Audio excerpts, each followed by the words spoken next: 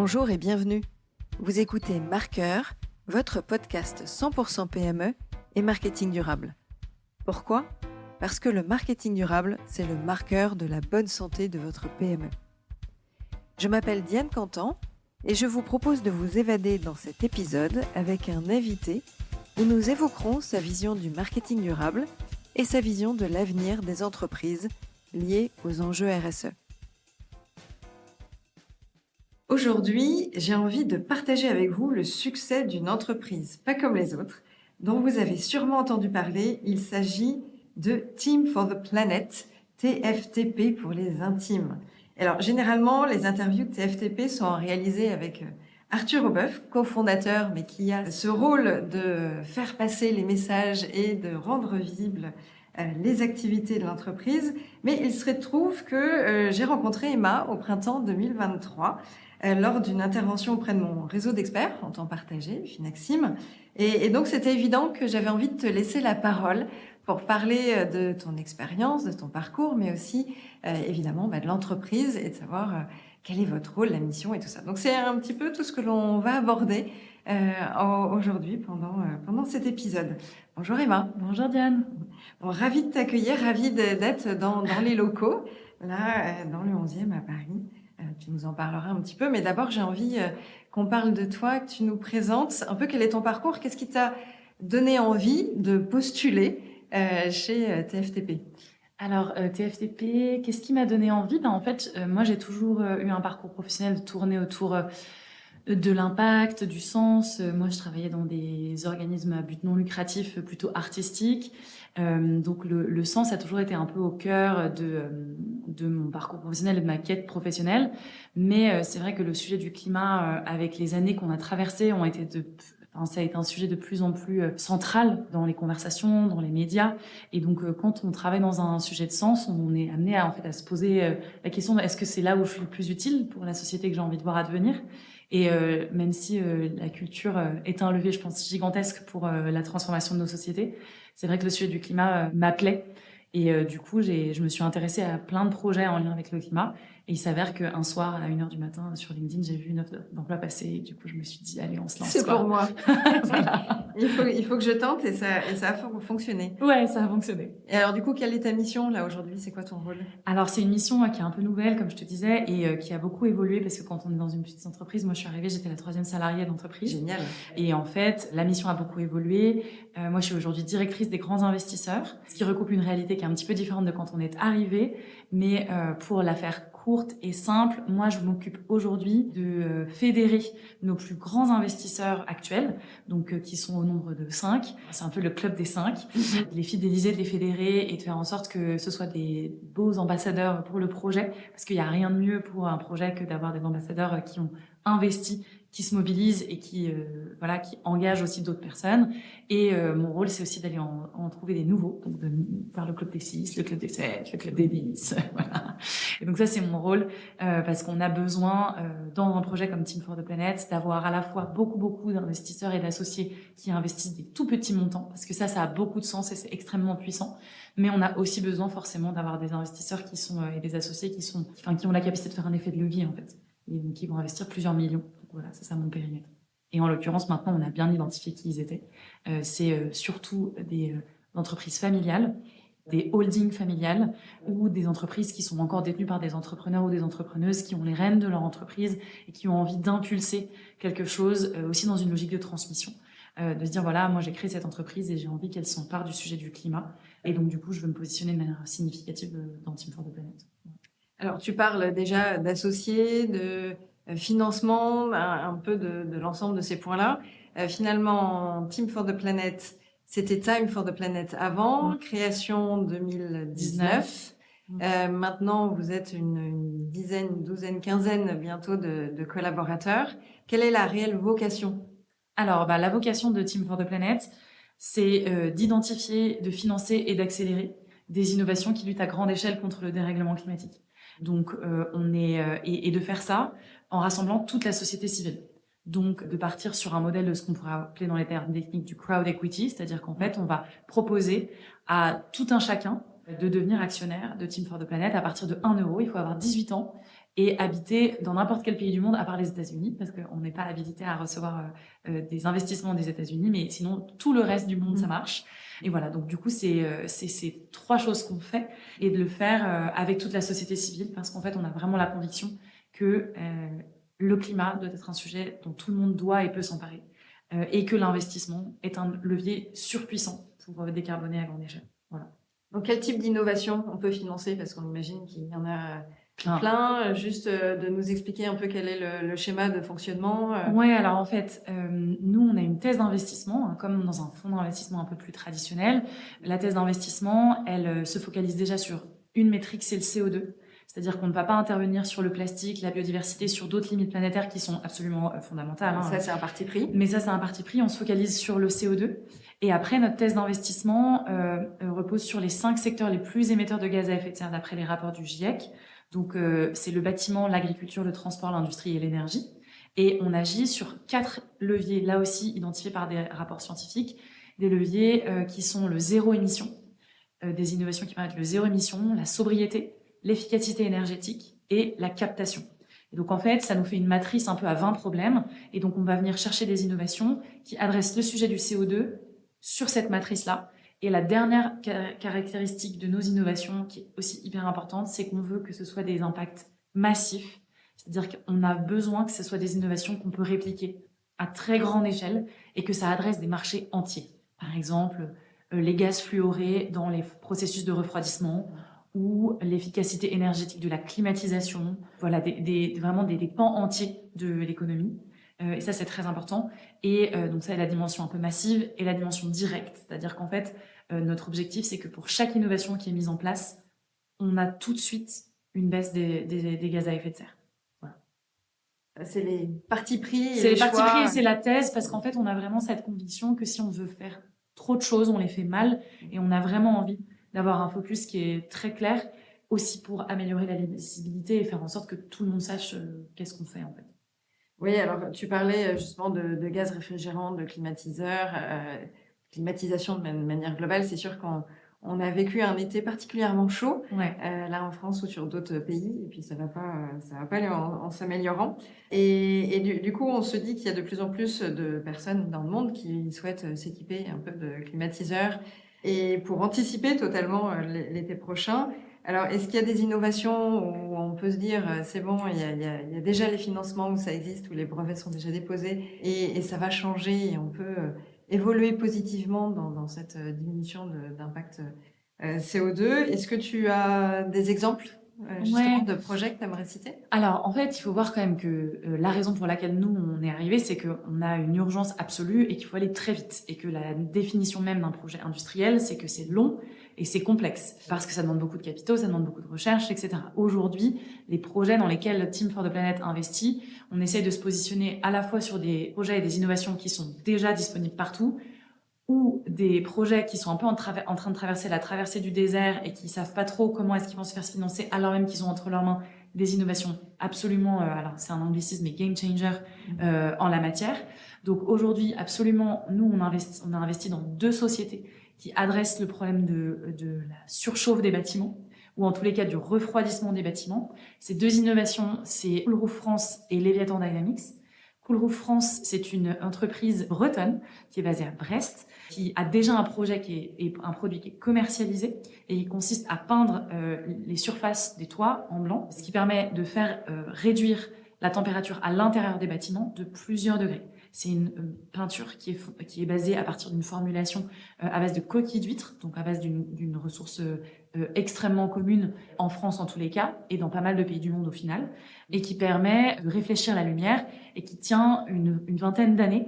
Donc il y a une durée de vie qui est très longue par rapport à d'autres produits de cool roofing, puisque le cool roofing en fait c'est quelque chose qui est une technique ancestrale, hein, ça existe en Crète, en Grèce depuis des milliers d'années, mais là, c'est une solution qui permet de massifier ça dans des très grosses surfaces comme les centres commerciaux, des bâtiments industriels, des bâtiments de bureaux. Et ce qui est hyper intéressant, c'est que Coolroof France, aujourd'hui, c'est une solution qui permet concrètement de faire en sorte que des salariés d'une boîte qui bossent dans un bâtiment continuent de travailler dans un cas où s'il n'y a pas la peinture, ils ne peuvent plus venir travailler, tellement c'est absolument intolérable la température à l'intérieur.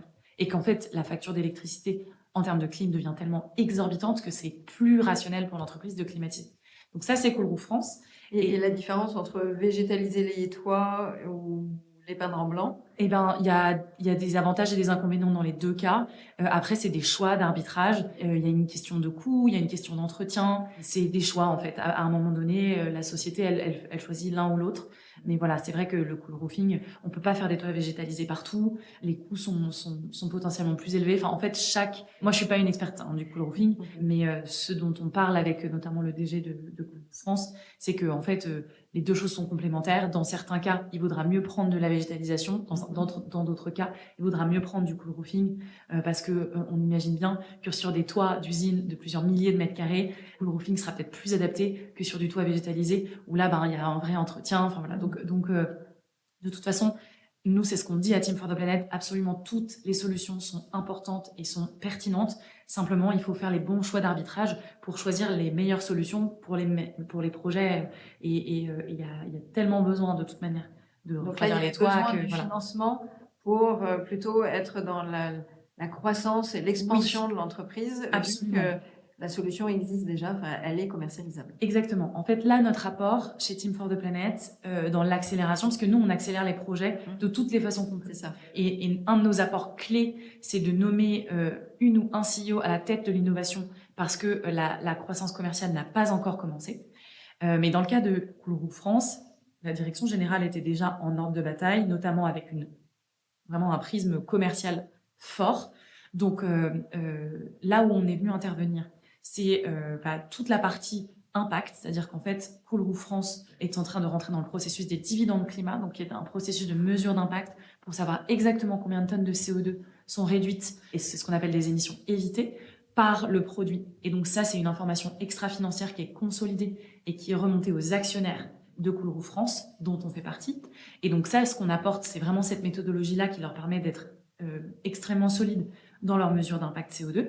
Ce qu'on leur apporte aussi, c'est toute la partie commerciale. Aujourd'hui, 30% de ce qu'on appelle les leads entrants de Coolroof France arrivent par la notoriété de Team for the Planet, parce qu'il faut voir qu'il y a il y a pratiquement 100 000 personnes qui ont voté en Assemblée Générale pour faire un investissement dans Coolroof France, donc potentiellement 100 000 personnes qui connaissent Coolroof France.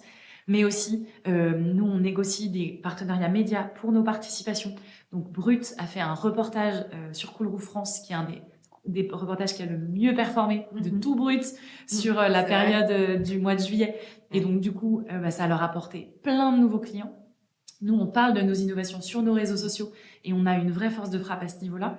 Donc, on a donc cette partie impact, cette partie commerciale qui est extrêmement prégnante. On a aussi la partie RH, puisque toutes les offres de recrutement de Coolroof France sont publiées sur nos pages, etc. Et donc, pour eux, c'est une façon extrêmement intéressante d'attirer des talents en plus un peu techniques, etc. Donc, ça, c'est vraiment le troisième volet. Et après, le quatrième volet, c'est la partie diffusion en licence libre. Et donc, du coup, on est en train de créer la première licence libre Team for the Planet avec Coolroof France. Cette licence libre, c'est un système très simple. C'est un système de contrat. Le système des licences, beaucoup de gens connaissent. C'est un système de contrat où en fait on signe un document qui nous permet d'utiliser le produit dans certaines conditions. Et nous, notre volonté avec Team for the Planet, c'est de mettre en place ces licences libres pour maximiser la diffusion partout dans le monde, dans des conditions qui sont à définir, mais qui sont très ouvertes. Donc c'est là où on s'inspire des grands principes de l'open innovation, de l'open source, même si évidemment le monde est toujours beaucoup plus complexe que la théorie. Donc là, en fait, sur chacune des innovations, l'objectif, c'est qu'on façonne un contrat de licence libre qui est adapté au produit, adapté à l'innovation, adapté à la propriété intellectuelle, parce qu'en fait, nous, on n'est pas anti-brevet du tout. La grande majorité des innovations dans lesquelles on a investi sont en possession de leur brevet ou de co-brevet. Voilà. Et donc, du coup, ça, c'est les 4 grosses choses aujourd'hui qu'on apporte à Coolroof France. Donc ça, c'est la première innovation sur les refroidissements. Et l'autre, c'est Leviathan Dynamics. Donc, pour le coup, c'est une innovation qui permet de créer du froid avec de l'eau. Donc, en fait, et avec un système de compression. Donc là, tu supprimes les gaz réfrigérants. Tu supprimes tout bonnement les gaz réfrigérants et tu réduis de 30% la facture d'électricité nécessaire pour faire fonctionner le système de froid. Donc, c'est extrêmement compétitif dans un contexte où l'électricité augmente et dans un contexte où il va falloir réduire drastiquement l'utilisation de ces gaz. Et Leviathan Dynamics, là, qu'est-ce qu'on a apporté? On a apporté le CEO, en l'occurrence c'est un CEO, mais ça aurait pu être une CEO. Là, on a Mhm. recruté récemment une CEO et j'en suis très contente. Mais un CEO, parce que là, on avait face à nous une boîte d'ingénieurs qui n'avait aucune capacité ou volonté de développer commercialement le produit. Et donc, du coup, on est venu apporter cette compétence vraiment commerciale dirigeante. On leur apporte évidemment la partie commerciale parce qu'en fait, il y a des clients qui arrivent pour tester des prototypes grâce à Team for the Planet. On a la partie RH aussi où on recrute sur nos pages et donc ça leur apporte beaucoup. Et on a la partie impact des dividendes climat aussi. Justement, tu parles des dividendes climat. Là, on est complètement dans un schéma à l'opposé, je dirais, d'une entreprise classique avec les dividendes financiers au niveau des actionnaires. Voilà, est-ce que tu peux nous en parler davantage? Alors, je dirais pas que c'est à opposer. En fait, simplement, c'est une autre façon de voir la valeur. C'est-à-dire que nous, on a vraiment cette ambition chez Team for the Planet de se poser la question de qu'est-ce qui fait la valeur d'un actif? Est-ce que c'est uniquement des métriques financières? Est-ce que c'est aussi des métriques climat? Est-ce que c'est même des métriques sociales et sociétales? Nous, on a un peu envie de se dire aujourd'hui, la valeur, on voit bien qu'elle est très monofocalisée. Elle est focalisée sur les flux financiers, les cash flows, la solidité d'un portefeuille, etc. Mais est-ce qu'on ne peut pas réfléchir à la valeur différemment? Et le dividende climat, il va venir poser cette question-là d'une façon extrêmement simple. C'est de dire une entreprise qui va avoir une bonne santé financière, certes, mais qui va aussi développer un produit ou un service qui est paramétré de A jusqu'à Z pour lutter à grande échelle contre le dérèglement climatique. Pourquoi est-ce qu'on ne pourrait pas valoriser ce qu'on appelle des tonnes de CO2 évitées auprès des actionnaires? Et du coup, l'actionnaire, il se retrouve avec du dividende financier et du dividende climat. Et potentiellement même un dividende sociétal à terme. Et de se dire aujourd'hui, la triple comptabilité, c'est des choses qui ont été théorisées, rethéorisées, enfin c'est pas du tout nouveau. Et l'idée, c'est de se dire, un actif, il va avoir 3 pieds. Un pied financier, un pied climat, un pied social. Voilà. Donc ça, c'est vraiment la grande conception et le projet des dividendes climat. Aujourd'hui, c'est une association qui est pilotée par une personne qui s'appelle Laura Bollier et qui est présidée par Brune Porsson, l'ancienne secrétaire d'État à l'écologie, qui aujourd'hui est directrice RSE du groupe Accor, et qui est aussi, dans le board, il y a l'ADEME, il y a plein d'acteurs. Et donc, ces dividendes climat ont cette fonction-là. Et dans Team for the Planet, la façon dont on utilise les dividendes climat, c'est que nous, pour le coup, on a envie que nos actions aient uniquement une valeur climat et une valeur carbone. Parce que donc d'ailleurs, le dividende climat, c'est une valeur climat, mais surtout une valeur carbone. C'est les tonnes de CO2 équivalentes évitées. Et donc, du coup, aujourd'hui, nos actionnaires, ils ont la vocation à investir. Ensuite, au bout de 7 ans, s'offrent à eux 3 possibilités. Soit ils restent dans le capital, soit ils sortent du capital en revendant leurs actions à d'autres personnes qui voudraient rentrer, soit ils récupèrent leurs actions un pour un. Et nous, notre vocation, c'est de se dire, en revanche, pendant toute la durée où ils seront restés dans le capital de Team for the Planet, ils percevront des dividendes climat, qui est en fait une sorte de boussole carbone qui leur dit, voilà, ton argent, que tu as mis 10 euros ou 10 millions d'euros, il a permis de réduire X kilos, X tonnes, X dizaines, X centaines de tonnes de CO2. Parce qu'en fait, aujourd'hui, l'argent a un pouvoir gigantesque et a un rôle gigantesque à jouer dans la décarbonation. Et je pense que c'est aussi notre travail en tant que Team for the Planet de faire ce travail-là de sensibilisation sur, bien sûr, que ton argent, même avec 10 euros, même avec 100 euros, a un rôle à jouer dans la décarbonation.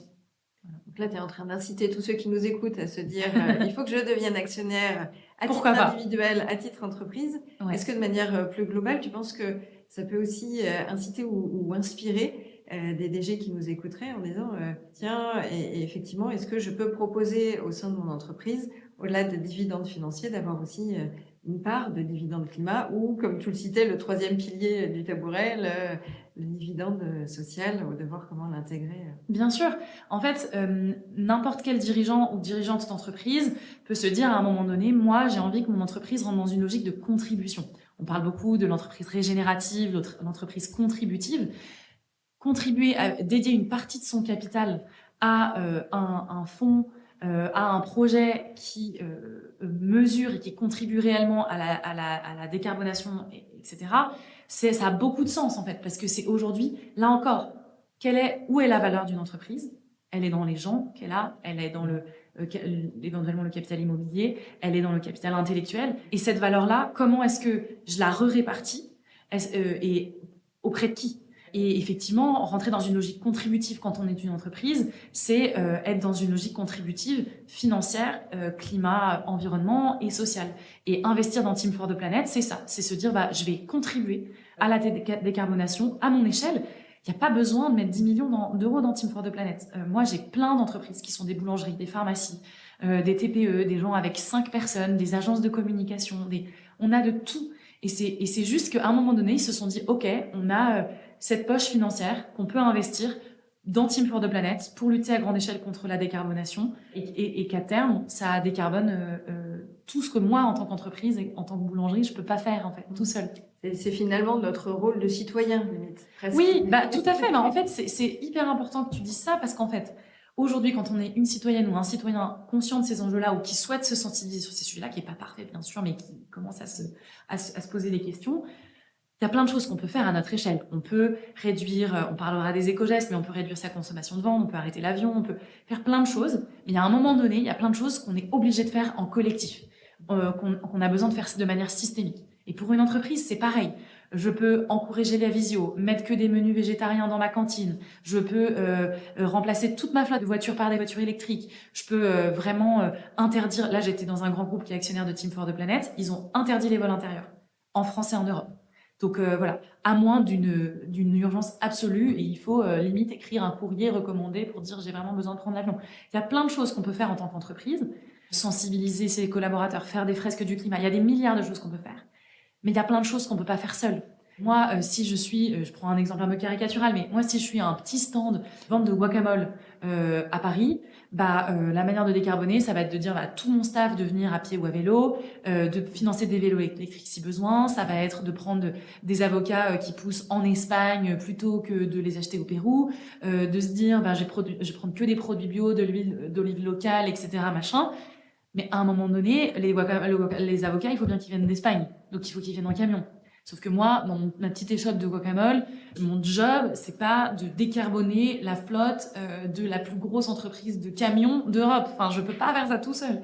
À un moment donné, il faut que je prenne potentiellement de l'argent et que une partie de la valeur que je crée, elle soit investie, dans un fonds qui va le faire à ma place et qui, on l'espère très fort, d'ici 10 ans, aura permis de faire émerger des systèmes de batteries, de véhicules électriques pour des très grosses charges, et qui du coup fera que quand j'achèterai mes avocats, ils seront transportés par des camions électriques, ou ils viendront par voie fluviale, ou on aura développé une façon de faire pousser des avocats en France. Enfin bon voilà, c'est un peu caricatural et évidemment l'avocat c'est un légume un peu problématique potentiellement parce que ça consomme beaucoup d'eau, etc. Potentiellement il faut juste faire du houmous et plus du guacamole, mais c'est juste pour donner un exemple, c'est-à-dire que n'importe quelle structure, à un moment donné, a besoin de rentrer dans une logique collective, systémique, de coopération. Voilà. Voir les choses un peu différemment aussi. Oui. Et alors, quelles sont les ambitions potentiellement, là, bientôt, 25 millions d'euros récupérés. Ouais. C'est quoi les futurs... L'ambition, elle est très grande depuis le départ de Team for the Planet parce que nous, on a vraiment le sentiment que c'est ça qui enthousiasme les gens, c'est de donner un peu la lune et les étoiles à viser. Donc ça, cette ambition, elle est forte depuis le départ. C'est 100 innovations, 1 milliard d'euros levés d'ici 2030. Ça, c'est l'ambition qui a été posée au départ du projet. Simplement, en fait, on se rend compte en marchant qu'on fait des choses déjà extraordinaires en ayant levé 25 millions, en ayant rassemblé 120 000 personnes. En fait, l'ambition, elle est triple, en fait. Elle est de continuer d'accélérer, d'aller vers ces 100 innovations, mais aussi, elle est de continuer d'accélérer très fort les boîtes qui sont dans le portefeuille et de faire en sorte que chacune des boîtes se développe, fonctionne, etc. très fort et très vite.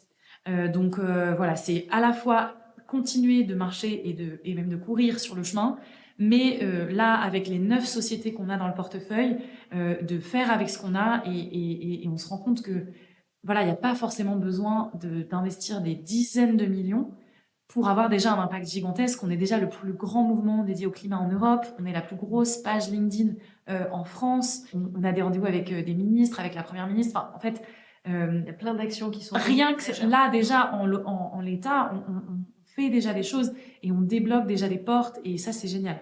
Et l'objectif, c'est d'accélérer ça. Les 3 grands axes stratégiques de Team for the Planet aujourd'hui, c'est la première chose, c'est de faire en sorte que nos actionnaires constituent un vrai réseau. Donc, on est en train de plateformiser Team for the Planet pour faire en sorte que quand on est un actionnaire ou une actionnaire et qu'on a son compte sur notre espace, eh bien, on puisse dire moi, je peux devenir évaluateur, ça c'est déjà le cas. Moi, je peux organiser un événement parce que je vais à Lollapalooza ou à Arc-en-Ciel et j'organise un stand pour Team for the Planet. Et ça, c'est des actionnaires qui le font déjà. Et de continuer de fédérer nos actionnaires autour de ça, mais aussi de dire, en fait, mon oncle, c'est le directeur ou la directrice générale ma tante, c'est la directrice générale d'un des plus grands groupes du CAC 40. Je peux organiser un rendez-vous et que ce soit possible moi, je travaille dans une entreprise qui fait des climatisations. Donc, je peux vous organiser un rendez-vous avec la personne qui est en charge des achats ou en charge de l'innovation. Et que tout ça, en fait, on fédère les actionnaires qui sont associés autour de les incapaciter, de les incapaciter autour de ça et de faire des mises en réseau qu'aujourd'hui, aucun fonds d'investissement ne peut faire. Alors, personne n'a 120 000... C'est la force du réseau, et là, on en vient un peu à un esprit marketing, finalement. Complètement. Ça, c'est le premier truc. Le deuxième truc, c'est se solidifier sur nos participations, les accélérer, faire en sorte qu'elles réussissent à fond et faire en sorte que ce modèle-là, on puisse le dupliquer. Et le troisième axe, c'est l'international, faire en sorte qu'on puisse commencer à avoir des participations en Angleterre, en Allemagne, etc. Et voilà, sachant qu'on a déjà des actionnaires dans 90 pays du monde, ce qui est quand même pas rien. C'est déjà super. Mais voilà, l'idée, c'est de pouvoir dupliquer le modèle en étant bien solide sur le réseau et sur nos participations, parce que c'est le cœur du réacteur. Alors justement, on abordait un tout petit peu le marketing. Pour toi, en quoi le marketing peut avoir une influence positive dans ces projets de durabilité, de côté positif pour la planète? Moi, si je prends l'exemple de Team for the Planet, clairement, et de nos participations vont avoir besoin de rockstars du marketing pour faire adopter la machine Leviathan Dynamics, les peintures Cool Roof, et même après d'autres projets autour de la captation du CO2, etc. On va avoir besoin de gens qui sont très, très, très bons en vente, en marketing, en message, que ce soit du B2B ou du B2C, pour faire adopter ces projets et ces produits et ces innovations. Donc voilà, il va y avoir besoin d'entreprises en hyper-croissance. Ces entreprises vont avoir besoin d'être en hyper-croissance si on va avoir une chance de vivre dans un monde qui n'est pas totalement apocalyptique. Donc ça, c'est le premier rôle. C'est un rôle très classique OK, ce produit-là, il est absolument game changer. Il faut qu'il y ait des rockstars du marketing qui s'en emparent et qui en fassent le produit dont tout le monde peut s'emparer. Et après, le rôle du marketing et de la publicité au sens large, ils ont un rôle énorme sur ce qu'on appelle les nouveaux imaginaires. C'est-à-dire qu'aujourd'hui, par exemple, il y a une marque que moi j'adore qui s'appelle 900 Care, qui est en fait une marque de produits de beauté sans emballage. C'est-à-dire que c'est pas du shampoing solide. C'est en fait, tu commandes ta box, c'est que des couleurs ultra flash, hyper jolies, etc. Et en fait, on te livre ta box avec ta bouteille de shampoing que tu garderas toute ta vie, ta bouteille de déo que tu garderas toute ta vie, ta petite pompe à savon pour les mains que tu garderas toute ta vie. Et ensuite, on te livre dans une petite enveloppe les recharges. Ils sont hyper forts en marketing, c'est ultra playful, c'est ultra joli. Tout le monde et il faut qu'on ait des produits comme ça où tu as ta bouteille de savon pour ta vie, quoi. Et changer l'imaginaire autour du shampoing, changer l'imaginaire autour de... en fait, potentiellement, dans 20 ans, il n'y aura plus aucun rayon de shampoing dans les supermarchés. Juste, tu choisiras ta marque, le truc arrivera dans une boîte en carton que tu peux découper en morceaux et mettre dans ton compost. Et voilà, et tu as ta bouteille. Et puis si elle se casse, potentiellement, tu peux la mettre dans une consigne, évidemment, qu'elle soit recyclée pour faire d'autres choses. Mais dans un truc circulaire. Et pareil, le vélo, faire en sorte que le vélo devienne cool, devienne sexy, devienne trendy, tout ça, le marketing et là, pour le coup, les marques comme, tu peux pas faire du placement de produits, mais toutes les nouvelles marques de vélos hyper cool, hyper belles, où tu verrais bien, je sais pas, une Dua Lipa, une superstar, rider dans la ville et voilà, et tout ça. Être fier de le faire. Et être fier de le faire parce que voilà, on est des animaux sociaux. La sociabilisation passe aussi par des messages, des objets, etc. Et que ça, c'est hyper important que le marketing le véhicule, même si bien sûr, il faut pas se leurrer, et ça c'est hyper important de le dire, il va falloir qu'on achète moins de choses, et il va falloir qu'on consomme moins, et il va falloir qu'on garde notre vélo 20 ans, qu'on garde notre bouteille de shampoing au moins 5 ans, et qu'on garde nos ordinateurs et nos téléphones, pareil, au moins 5 ans, le plus longtemps possible.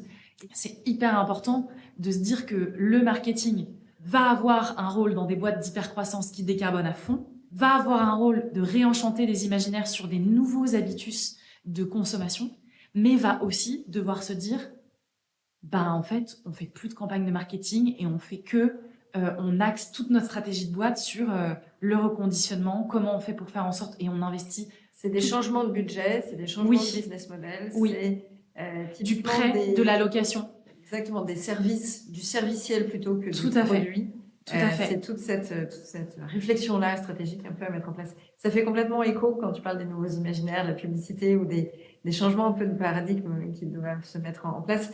Ça fait écho à une conférence que j'ai suivie hier, c'était le Salon Pro Durable. Alors, on était en septembre, on est en septembre là, 2023 pour l'enregistrement de cet épisode, mais on est totalement dans ce rôle-là, aussi bien les marketeurs que les communicants, sur comment faire changer l'état d'esprit, comment faire en sorte que ça devienne totalement naturel, de prendre un vélo ou de faire une balade en voiture, en petite voiture électrique, etc. Et tout ce qui se passe avec notre quotidien, et de changer tout ça. Et je suis complètement à une conférence que j'ai suivie hier, c'était le Salon Pro Durable. Alors, on était en septembre, on est en septembre là, 2023 pour l'enregistrement de cet épisode, mais on est totalement dans ce rôle-là, aussi bien les marketeurs que les communicants, sur comment faire changer l'état d'esprit, comment faire en sorte que ça devienne totalement naturel, de prendre un vélo ou de faire une balade en voiture, en petite voiture électrique, etc. Et tout ce qui se passe avec notre quotidien, et de changer tout ça. Et je suis complètement persuadée. Mais je trouve que TFTP, c'est aussi un vrai succès pour moi, en market et en com, quand tu vois l'existence 2019 et en même temps l'étendue de visibilité qu'il y a eu en si peu de temps. Moi, je suis bluffée. Alors, du coup, c'est quoi les clés de succès? Les recettes. Ouais, je sais pas. C'est vrai que moi, je suis arrivée dans Team for the Planet, on était 30 000 actionnaires. On est 120 000. C'est énorme. C'est énorme la croissance là qu'il y a eu. Alors, le premier pilier, je pense, du succès tout relatif, vraiment, nous, on prend tout avec beaucoup de pincettes. Personne n'entendra jamais dire de quelqu'un qui fait partie de l'équipe permanente de Team for the Planet que Team for the Planet est un succès. C'est pas vrai. Enfin, donc c'est pour ça que moi je me permets de dire. Voilà, on est très très très loin des 100 innovations. On est très très très loin du milliard. On a encore des milliards de choses à faire vraiment. Mais en tous les cas, on va dire que l'essor de Team for the Planet depuis 3 ans repose sur un premier fondement qui est la joie. C'est-à-dire qu'en fait, on est arrivé sur un sujet extrêmement anxiogène et traditionnellement extrêmement terrifiant, avec un nouveau message qui est la joie. Et les émotions. Ouais, la joie, l'humour et les émotions positives. Et ça, c'est quelque chose qui n'a pas changé et qui ne changera jamais dans le projet. C'est-à-dire qu'en fait, aujourd'hui, et c'est pour ça que je parle de réenchanter les imaginaires, etc., le futur désirable, il est à portée de main, il existe, on peut le faire exister, alors avec des stratégies de marketing ou pas, mais voilà. Et nous, on a vraiment envie de mettre les gens en action à partir d'émotions positives. Ça ne veut pas dire qu'il ne faut pas des émotions négatives sur les sujets du climat. Il y a des scientifiques qui utilisent les émotions négatives, il y a des activistes qui utilisent les émotions négatives. Elles sont importantes. Et souvent, c'est les premières émotions qui vont mettre les gens en action. Mais nous, là où on s'est positionné, c'est les émotions positives. Et notre stratégie de marketing et de communication repose là-dessus. Donc ça, c'est hyper important. L'humour et la joie. Première chose. Après... J'aime beaucoup les posts, je fais un petit aparté, mais j'aime beaucoup les posts sur les réseaux sociaux, justement. Ça oui, fait bien sourire. Mais parce qu'en fait, ça désarçonne les gens. Et en même temps, ça les fait adhérer. Et en fait, on se rend compte que c'est la joie qui fait que les gens se mettent en action. Pourquoi est-ce qu'aujourd'hui, on a 7000 personnes qui décident de prendre 20 minutes à plusieurs heures par semaine pour évaluer des innovations sur notre plateforme d'innovation? D'ailleurs, petit placement, vous pouvez devenir évaluatrice ou évaluateur de Team for the Planet à n'importe quel moment. C'est vraiment une super façon de nous aider. Pourquoi on a plus de 7500 personnes qui se sont formées et qui font ça de leur journée? Parce qu'en fait, nous, on leur procure des émotions positives, on leur dit, voilà comment te mettre en action, et on peut y arriver, Et tu peux trouver une place dans ce combat qui est, en tous les cas, cette grande aventure de décarbonation qui est sans doute le plus grand défi que l'humanité a jamais eu à faire face. Et donc ça, c'est hyper important. Le deuxième volet, c'est évidemment la partie méthode, outil, sachant qu'on a une méthode qui est double, qui est à la fois très digitale et très en présentiel physique. Je m'explique. Un des cofondateurs de Team for the Planet, c'est quelqu'un qui a fait tout son parcours autour de la création de communautés en ligne, digitale. Il a géré pour des gros réseaux sociaux, des réseaux américains, des réseaux sociaux. Enfin, son rôle, ça a été de créer des communautés en ligne. Et donc, la méthodologie, ça a été de s'ancrer sur un réseau social, LinkedIn, et de tester, et de produire du contenu. En l'occurrence, c'est Arthur Obeuf. Et lui, son rôle dans l'aventure Team for the Planet, ça a été de faire grandir la notoriété Team for the Planet en créant du contenu. Pendant 365 jours, il n'y a pas un jour où il n'a pas posté du contenu. Donc ça, tout le monde ne peut pas le faire. N'importe qui peut le faire, mais tout le monde ne peut pas le faire. C'est-à-dire que tout le monde peut le faire, mais pas n'importe qui peut le faire. C'est-à-dire que ça a demandé une assiduité et une capacité à tester et à apprendre de ça et de comprendre l'algorithme qui a été juste phénoménal. Et là, donc ça, c'est du digital. C'est tout du digital. Et par ailleurs, on a une ADN tech qui est très forte parce que le funnel marketing est ultra... là, j'utilise des mots un peu barbares, mais lean. C'est-à-dire qu'en fait, tu cliques, tu as un call to action hyper clair, en vert fluo sur notre site, acheter des actions. OK, tu veux faire quoi? Paf, tu arrives sur un formulaire, tu as 4 étapes, c'est ultra simple, c'est ultra facile. Tu payes en carte bancaire. Voilà, c'est UX et UI. Ah, c'est UX et UI ultra puissante et la méthode offline digitale et c'est voilà, pour faire ultra simple, Team for the Planet, c'est comment on utilise la tech au service du climat. Vraiment, si on fait ultra schématique, c'est ça. Et donc du coup, donc la partie réseau, elle est hyper importante, la partie UX et UI, elle est ultra puissante et importante. Et c'est comme ça, en fait, qu'on a des dizaines de milliers de personnes qui sont devenues actionnaires de Team for the Planet en quelques jours. Voilà. Ce qui est génial. Voilà. Et parce que après, on a une gestion de la donnée qui est ultra aussi structurée. Et parce qu'en fait, on achète des actions de Team for the Planet comme on achèterait un truc sur une plateforme en ligne dont je donnerai pas le nom, mais voilà, comme un truc hyper facile, quoi. La signature se fait en ligne, enfin, tout est en ligne. Donc ça, c'est le premier pilier. Le pilier très tech, très digital. Tout est fluide, simple. Voilà, et on est tout le temps en train d'optimiser ces trucs-là. Avec des emojis, des images, des trucs, enfin voilà. Et voilà, c'est aussi hyper intéressant, enfin le marketing cognitif. On essaye vraiment d'appliquer les best practices de marketing à notre produit, qui est un produit d'investissement qui est censé être hyper compliqué. Donc voilà. Donc ça, c'est la première chose. Et le deuxième volet de la méthode, c'est une méthode en physique, en communauté, les gens qui se rencontrent, qui se connaissent, qui créent des liens humains, des émotions, etc. Et ça, c'est un autre cofondateur de Team for the Planet qui s'en est occupé, c'est Nicolas. Et lui, il a réfléchi à comment est-ce qu'on pouvait créer du lien humain dans une communauté de gens qui avaient envie de se mettre en action et comment est-ce qu'on pouvait leur donner les clés de se mettre en action.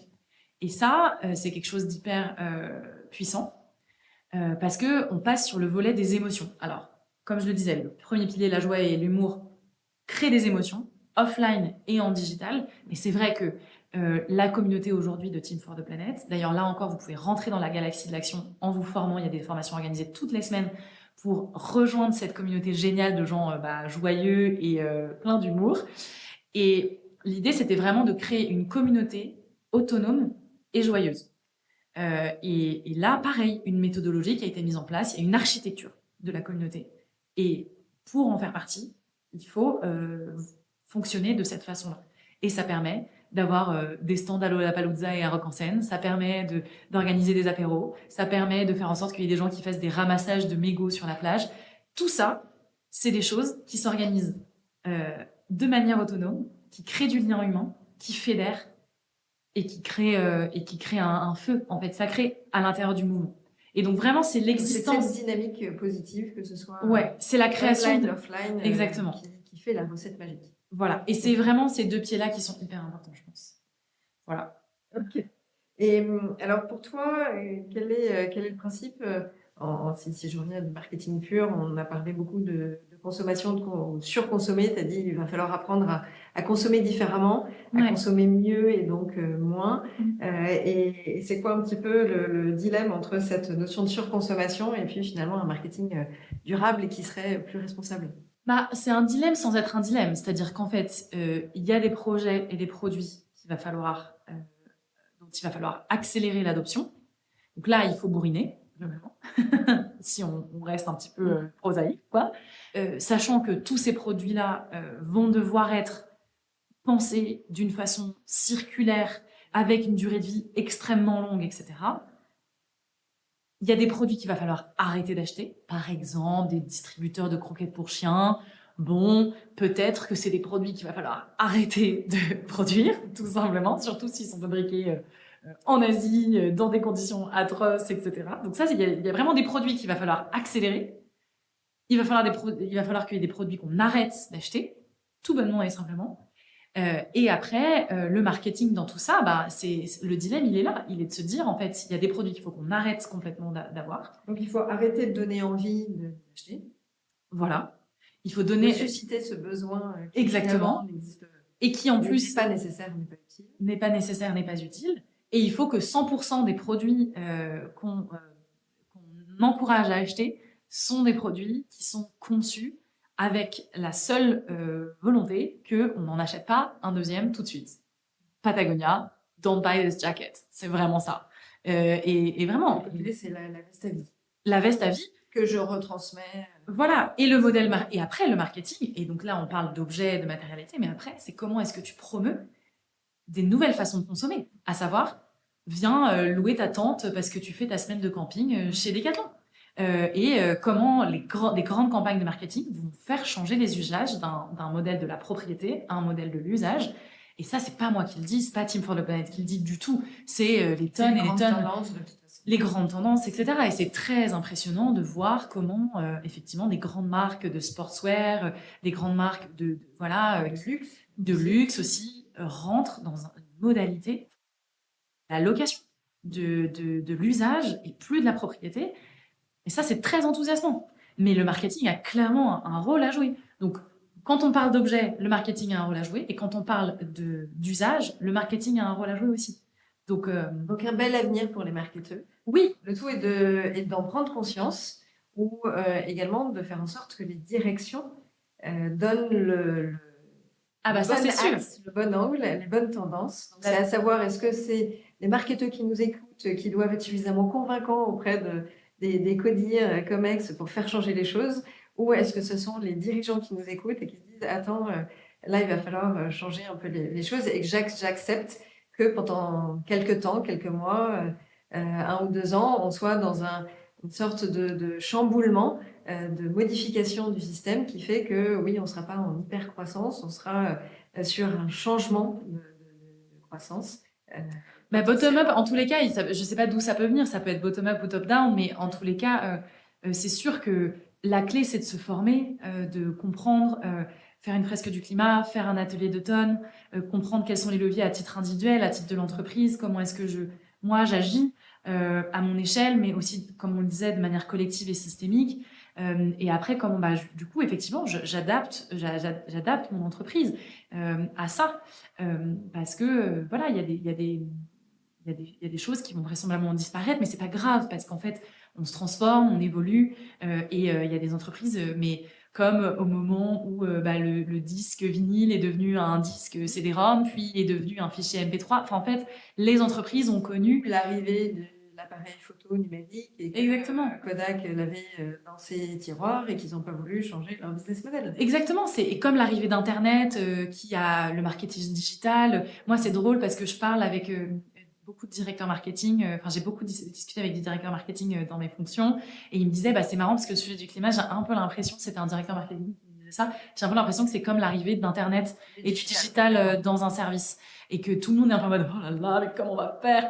Et en fait, au bout d'un moment, tu te retrousses les manches, tu te formes, t'apprends, tu te dis, OK, comment on fait? Et puis ça se fait, en fait. Et que malheureusement. Well learn. Enfin, on voilà. apprend de ses erreurs, on recommence, on réessaye. C'est le test and learn complètement. Et après, c'est malheureux à dire, mais potentiellement, les entreprises qui prennent pas ce virage-là, ils vont rester sur le bord de la route potentiellement. Enfin, et évidemment, ça n'a rien de péremptoire ou voilà, mais c'est ce qu'on a observé. Enfin, les grands mouvements sociétaux euh, ont engendré des modifications dans les entreprises. Et bah, s'il y a bien un mouvement sociétal et presque ontologique, c'est le changement du climat et l'absolue urgence d'agir sur le sujet. Donc, et c'est pas une urgence théorique, c'est une urgence qui est réglementaire, où il y a de plus en plus de lois. C'est une urgence dans la consommation, dans les clients, dans la façon dont les personnes perçoivent les produits. Enfin, voilà.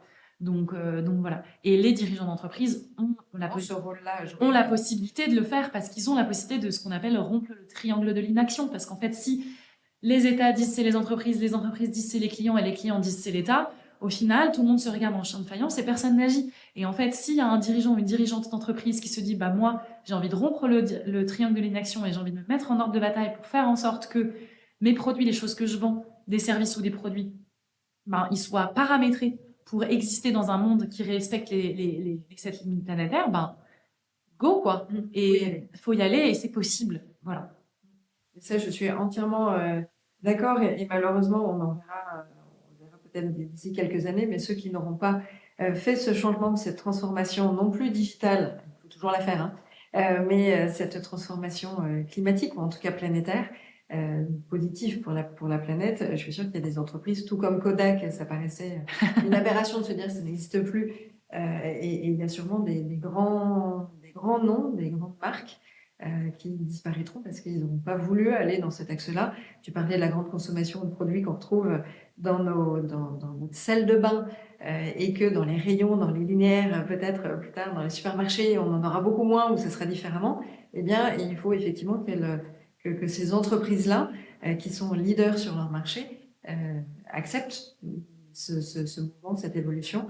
Voilà, après voilà, je suis pas du tout une experte des produits de beauté, donc j'imagine qu'il y a des milliards de problématiques d'hygiène, etc., liées au packaging unique, etc. Mais en fait, c'est juste qu'il faut se dire, moi je pense que c'est la seule chose à se dire, c'est qu'en fait, il faut tout réinventer et qu'on a les clés pour réinventer et que ça va être extraordinaire. Enfin, en fait, de se reposer, de repositionner notre façon de vivre et de consommer, c'est un chantier immense, mais qu'on n'a finalement pas trop le choix d'entamer parce qu'effectivement, il faut le faire, mais on peut tout écrire. Et on peut écrire les choses d'une manière très relou, très contraignante, pas du tout sexy et cool, comme on peut se dire, OK, comment on en fait quelque chose d'hyper joyeux, d'hyper attractif, qui vont nous permettre de faire des nouvelles choses aussi. Enfin, voilà. Donc, Alors ça on peut me tout fait, écrire. ça me fait complètement rebondir sur un autre axe quand on parle de cette surconsommation, de se dire comment on rend sexy les choses, les produits ou cette façon de consommer ou de consommer différemment. Forcément, ça me fait penser au marketing d'influence, aux influenceurs qui ont un rôle énorme sur les jeunes générations, sur toute une cible de population qui seront les consommateurs avec un panier moyen intéressant ces prochaines années. Est-ce que tu peux nous parler un peu du projet que vous avez pour les influenceurs? Bah, en fait, si tu veux, les influenceurs, c'est dans le GIEC, dans le dernier rapport du GIEC, il y a des phrases sur le sujet, en disant les créateurs de contenu, les créatrices de contenu, les influenceuses et les influenceurs ont la possibilité, / la responsabilité, de se poser la question de OK, comment je promeus des produits et comment je réfléchis en fait à la consommation de manière générale. Puisqu'en fait, c'est quand même leur métier de faire acheter des produits. Donc, c'est quand même un peu la base. Donc, c'est très complexe. Ça remet en questionnement plein de choses dans leur travail et dans leur façon de vivre et juste de se nourrir, hein, concrètement. Donc ça, c'est la première chose, c'est que le GIEC le dit, mais du coup, après, comment on le met en œuvre? Et effectivement, avec Arthur, on a travaillé à un projet d'événement qui n'a pas eu lieu pour plein de raisons, mais où en fait l'objectif c'était vraiment de rassembler des influenceurs, des influenceuses, des créateurs et créatrices de contenu le temps d'une soirée pour déjà les sensibiliser au sujet du climat, parce qu'il y a plein de personnes, comme n'importe quelle Française et n'importe quel Français, hein, qui sont très éloignés de ces sujets. Ben, c'est normal. Enfin, je veux dire, c'est quand même un sujet qui est complexe, qui fait un peu flipper. Tout le monde n'a pas le temps de s'intéresser, comme tout le monde n'a pas le temps de s'intéresser, je sais pas, à la malnutrition ou voilà. Enfin, Et du coup, l'idée, c'était de faire en sorte qu'ils montent en compétence sur le sujet du climat d'une façon fun et très accessible, en fait. Parce qu'en fait, nous aussi, c'est ça. Donc, quand on met la joie et l'humour, c'est de faire en sorte que ces sujets du climat soient fun, joyeux et drôles, et surtout compréhensibles. Parce que je sais pas si toi, tu as déjà essayé de lire un rapport du GIEC, mais moi, je n'ai jamais réussi à en lire un en entier. Enfin, c'est quand même très compliqué, ou en entier de bout en bout. C'est-à-dire que c'est quand même d'une complexité inouïe. Et c'est ça le challenge. Et donc, du coup, cet événement, il avait vocation à rassembler ces créatrices et ces créateurs de contenu, de les sensibiliser et de leur dire, il n'y a pas besoin d'être parfait tout de suite pour agir. Vous pouvez vous engager, vous, à faire un truc dans votre quotidien. Et surtout, vous pouvez sensibiliser au sujet du climat votre communauté. Il y a des personnes aujourd'hui, des créatrices, des créateurs de contenu, qui touchent des millions de personnes par jour. Je veux dire... Donc, il y a un vrai rôle à jouer. Il y a un vrai rôle à jouer. Là, c'est prévu quand cet événement, on ne sait pas quand est-ce qu'il sera prévu. Il a envisagé. Oui, en tous les cas, en fait, nous, ce qu'on a envie, c'est d'embarquer tous les créateurs et toutes les créatrices de contenu sur ce sujet du climat. Parce qu'on a la conviction que s'ils ne viennent pas dans le bateau, ben, en fait, on ne peut pas vraiment y arriver parce qu'aujourd'hui, c'est les personnes qui sont les plus influentes. C'est eux les marketeurs, en vrai. C'est eux les rois et les reines du marketing, en vrai. Bien avant la pub, bien avant la télé, quand on voit que Hugo Décrypte fait plus de vues qu'un journal de TF1, c'est monstrueux, vraiment, c'est hallucinant. Donc en fait, ces personnes-là doivent être partie prenante du sujet climatique.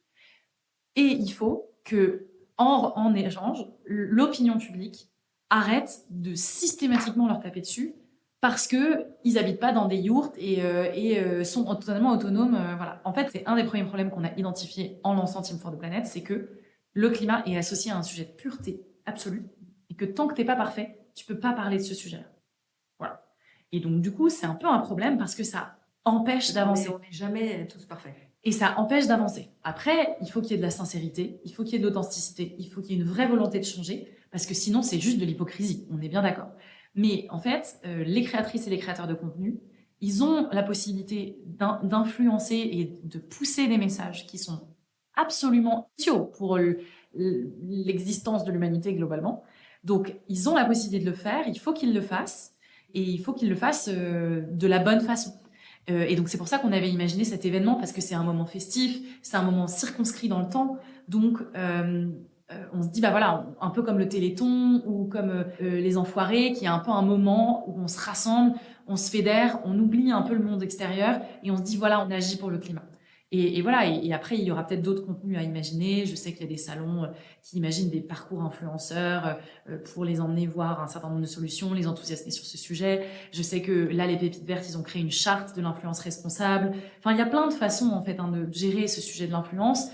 Mais ce qui est sûr, c'est qu'il faut absolument embarquer tous les influenceurs, toutes les créatrices et les créateurs de contenu, même ceux qui sont plus mainstream, même ceux qui sont éloignés de ces sujets et qui, dans leur verticale éditoriale, n'ont pas le sujet du climat. Il faut que même des personnes qui sont spécialisées sur les sujets lifestyle, sur les sujets beauté, sur les sujets, s'emparent de ces sujets-là et se disent, je vais pas du jour au lendemain arrêter de bosser avec certaines marques, mais en revanche, de temps en temps, je vais proposer à ma communauté d'aller à tel événement hyper cool qui va leur permettre d'être sensibilisés sur ces sujets-là. Je vais leur proposer des featuring avec des personnalités ultra inspirantes qui parlent de ces sujets-là. Enfin, voilà. Est-ce qu'il y a d'autres choses que tu aimerais rajouter sur les actualités TFTP? Non, je pense que là, notre grosse actualité, c'est qu'on va essayer d'embarquer les entreprises de manière massive.